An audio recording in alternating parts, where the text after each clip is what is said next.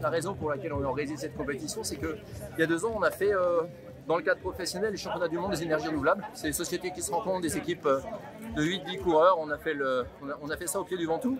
On était une 50aine d'équipes et on a trouvé que sur un week-end, c'était vraiment un beau moment, à la fois ludique, sympa et sportif. Et puis on s'est dit que dans le monde agricole, on n'avait pas forcément d'épreuves cyclistes. Il y a des épreuves de course à pied comme le semi-marathon des coopératives qui se déroule tous les 2 ans. Mais rien dans le cyclisme et on s'est dit pourquoi on ne proposerait pas. On s'est allié aux organisateurs de ce championnat du monde des énergies renouvelables. On s'est allié au Crédit Agricole, on a mis les équipes de l'Alliance BFC, puis on a fédéré une quarantaine de partenaires, 350 coureurs pour créer l'événement d'aujourd'hui. Mais en fait, il est né il y a 2 ans d'une idée entre amis de se dire pourquoi on ne ferait pas quelque chose de sympa, ludique et sportif pour le monde agricole.